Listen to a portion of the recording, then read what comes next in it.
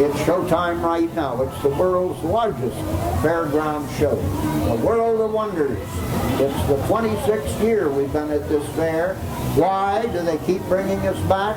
Because every year it's bigger, better, and stranger than ever. If you've attended major fairs over the years, chances are you've fallen under the spell of Ward Hall, king of the American sideshow. For more than half a century, Ward has been the master of that timeless art, building the tip. Well, nothing really has changed about the psychology of building the tip. Let me first of all explain what building a tip is. You don't build a tip with a hammer and a saw. You do it with a microphone. And that is the ballet platform, the stage that's in front of the sideshow.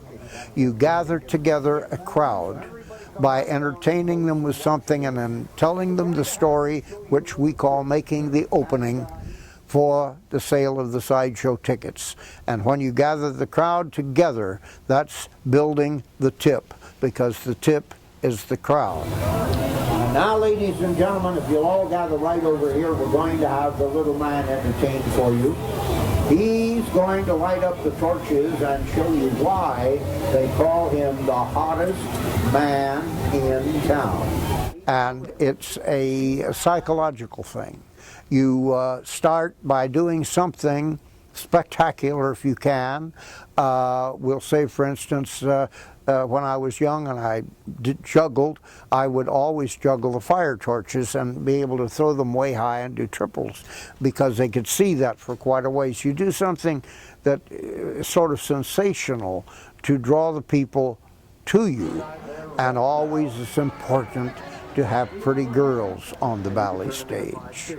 And then you have something to, again, attract attention. The best thing in the daytime is a snake. The best thing at night is fire. And once you bring the tip together and you tell them that I'm going to do a magic trick, I'm going to take off the little dwarf's head, and you do a rope trick, but you don't do it all the way. You do it just to a certain point and then you stop.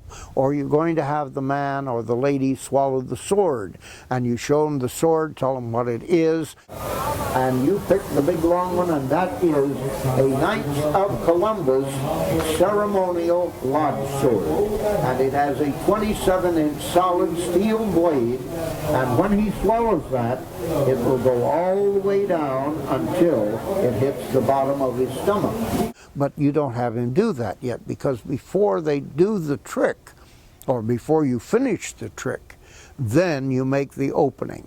You are standing in front. It is the World of Wonders and is the world's largest fairground show, where we present the strangest people in all the world alive, created by magic, illusion, and legerdemain. You've made your disclaimer. A little later on, because sometimes we have wax figures in there because you can't always get freaks, so we've got wax figures of the famous freaks of the past. And here today you are going to see the anthropomorphic human freaks, such as the monkey girl, and et cetera, et cetera, et cetera. And when you sell the tickets, that's turning the tip. You get them into the ticket box, into the show. Watch the little man eat the fire. There it goes down the hatch. Chocolate and the vanilla is good to the last bite. And now watch Texas Tommy swallow the sword. Over the lips, past the gums, look out, stomach, and here it comes. What a way to make a living. And now showtime, line right up, say how many, and look right inside the tent. You can see it's going on. Oh, look. Inside the billowing tent, the live performance goes on non-stop. She's actually going to swallow this big long thing, but before she does, I would like for you now, both the lips past the gums, look out, stomach, and here it comes. There's also a collection of oddities, some of which may stretch credibility. Most people don't know the word anthropomorphic. Well, I didn't either. And there is a fine gentleman whose name is Richard Reynolds. past president of the Circus Historical Society and a great historian. And Mr. Reynolds and Fred Fenning Jr. and I were having dinner one day in Baraboo, Wisconsin, having visited the Circus Museum, and I think we were ready the next day to get on the train with the circus to go to the parade in Milwaukee.